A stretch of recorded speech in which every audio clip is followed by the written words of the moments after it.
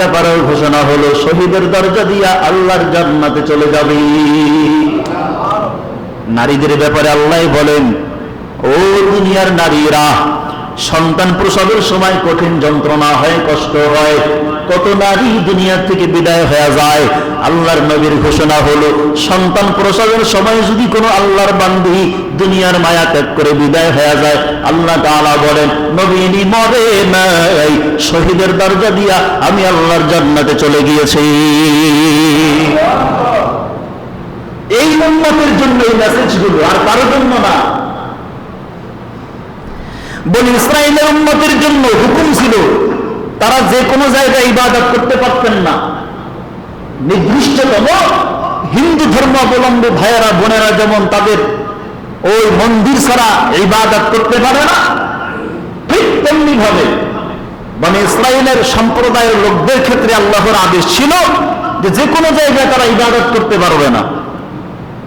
হয়তো তাদের ইবাদত গার লাগবে নির্দিষ্টতম, যেখানে তারা ইবাদত করে। কিন্তু আল্লাহর ঘোষণা হলো, ও রহমতের নবী, আপনি উম্মতের জন্য রহমত। আপনার রহমত থেকে ফেরেশতা পর্যন্ত বঞ্চিত হয় নাই, আপনার রহমত থেকে সমুদ্রের মাছ পর্যন্ত বঞ্চিত হয় নাই, আপনার রহমত থেকে জঙ্গলার প্রাণী পর্যন্ত বঞ্চিত হয় নাই, আপনার রহমত থেকে গাছ পর্যন্ত বঞ্চিত হয় নাই, আপনার রহমত থেকে বাতাস পর্যন্ত বঞ্চিত হয় নাই, এমনকি আপনার রহমত থেকে মাটি পর্যন্ত বঞ্চিত হয় নাই। নবী যখন মাটির উপরে আঘাত করতেন, মাটির উপরে পা রাখিয়ে যখন হাঁটতেন, মাটি আর মাটি থাকতেন না, নরম তুলার মতো হয়ে যাইত। রহমতের নবী বলেন, আর কোন উম্মতের জন্য এমনটা বলা হয় নাই। বনি ইসরাইলের উম্মতেরা যে কোনো জায়গায় ইবাদত করতে পারেন নাই, নির্দিষ্ট জায়গা বুঝিয়া শুনিয়া এরপরে ইবাদত করতেন, কবুল হলেও পারত, নাও হলে পারত। কিন্তু আল্লাহর নবীর ঘোষণা হলো, ও দুনিয়ার উম্মতেরা, আমি নবীর উম্মতের জন্য আল্লাহ গোটা দুনিয়ার জমিনটাকে মসজিদ বানায় দিয়েছে, কোনো চিন্তা করবি না, যেই জায়গায় সময় হবে সিজদায় পড়ে যাও, আল্লাহ কবুল করে নিবি। আল্লাহু আকবার। গোটা দুনিয়ার জমিনটাকে আমি আল্লাহ মসজিদ বানায় দিয়েছি। ও নবী, উম্মত মাঠে কাজ করবে, ঘাটে কাজ করবে, সমুদ্রের ভিতরে মাছ ধরবে। সমুদ্রের ভিতরে তো মসজিদ নাই, আজান হয়ে গেছে, উম্মত নামাজ কোথায় পড়বে? নবী আমার উম্মতের জানায়া দেন, সমুদ্রের ভিতরে থেকে যেন উম্মত নামাজ আদায় করে ফেলে। এখানে আবার মাসআলার বিষয় আছে, যে দিক ঠিক করার ব্যাপারে মাসআলা আছে, এখানে হযরত উলামায়ে কেরামরা আছেন। কিন্তু কেউ যদি দিক ঠিক একান্ত নাই করতে পারে, সেখানে উম্মতের জন্য আরো সুসংবাদ হলো, নবী যেভাবেই মনে চায় নামাজ আদায় করতে দেন, সিজদা দেওয়ার দায়িত্ব উম্মতের, কবুল করার দায়িত্ব আমি আল্লাহ।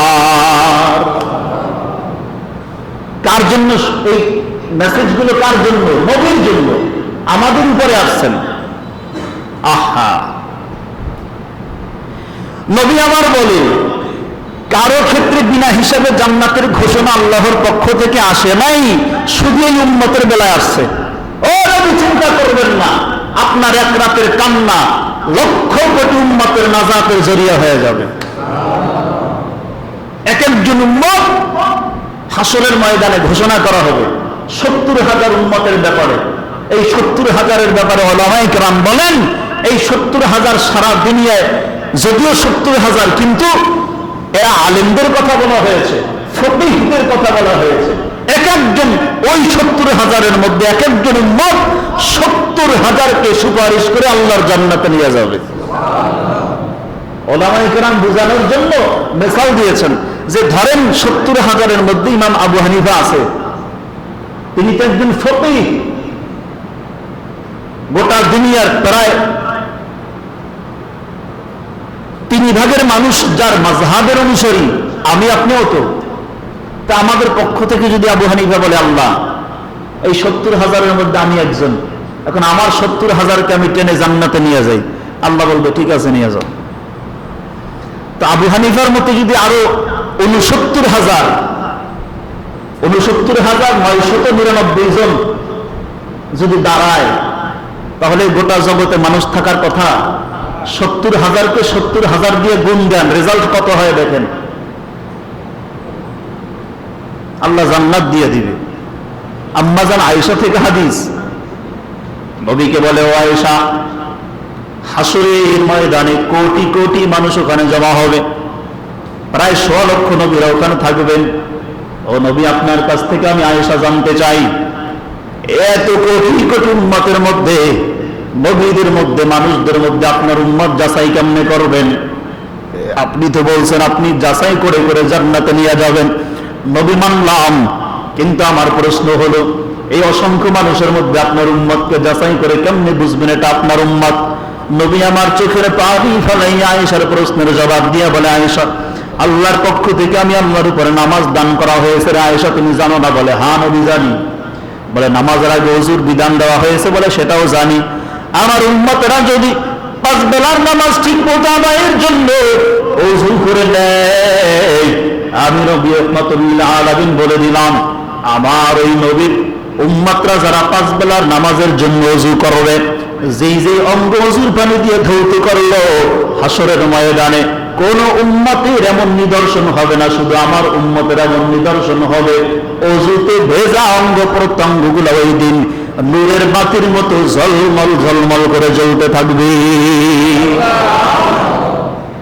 ওই নিদর্শন দেখি আমি নবী বুঝতে পারবে না, বুঝতে পারি না এটা হলো আমার উম্মত। আমি এই দিন হাত বাড়াইয়া বলবো, উম্মত আয়, তুই যে 5 বেলার নামাজ আদায় করেছিলি, নামাজ আদায়ের আগে যে ওযু করেছিলা, ওযুর পানিতে ভেজা অঙ্গ প্রত্যঙ্গ গুলা নূরের বাতির মতো ঝলমল করতেছে, বুঝতে বাকি নেই। আয় আমি নবীর হাতে হাত দিয়ে জান্নাতে চলে যা। নবী জান্নাতে নিয়ে যাবেন। আম্মা জান আয়েশা বলেন, ও নবী, উম্মতের ব্যাপারে আল্লাহ তাআলা এতটাই সুন্দর কথা বলেছেন, উম্মতকে এগুলো পালন করবে। আল্লাহর পক্ষ থেকে নবীকে জবাব দেওয়া হলো, নবী চিন্তা করবেন না, উম্মতের জন্য হেদায়েতের দরওয়াজা খুলে দিয়েছি। উম্মত সকালে গুনাহ করবে, একটু পরে উম্মত চাইলে হেদায়েতের ভিতরে শামিল হতে পারবে। উম্মত সন্ধ্যায় গুনাহ করবে, সারাটা রাত গুনাহের কাজে উম্মত কাটায়া দিবে। উম্মত চাইলে ভোর রাত্রে তাহাজ্জুদের সময় আমি আল্লাহ সপ্তদশ আসমান জমিনের দরজা খুলিয়া দেই, অসংখ্য ফেরেশতারা আমি আল্লাহ তাআলার আদেশে জমিনের ভিতরে বিরাজমান হয়ে যায়। কোন উম্মত যদি জীবনের ভুলগুলোকে স্বীকার করে, আমি আল্লাহর দরবারে দুটো হাত তুলে চোখের পানি ফালাইয়া বলে, ও আল্লাহ, জীবনে তো বহু গুনাহ করলাম, মাফ কোনোদিন চাইতে পারলাম না, জীবনে তো আপনাকে কষ্ট বহু দিলাম, রহমাতুল লিল আলামিনের অন্তরের মধ্যে বহু আঘাত দিলাম, ক্ষমা চাইতে পারলাম না।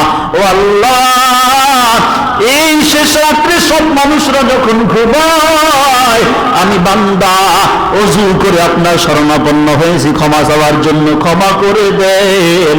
আল্লাহ তাআলার আদেশ হলো, নবী, শেষ রাত্রে যখন মানুষগুলো তন্দ্রাচ্ছন্ন হয়ে থাকে, ওই সময় যদি কোনো উম্মত যায় নামাজে দাঁড়াইয়া আল্লাহর শরণাপন্ন হয়, আমি আল্লাহ তাআলা যত মারাত্মক গুনাহ উম্মত করুক না কেন, দেরি করব না, সঙ্গে সঙ্গে মাফ করে দিব।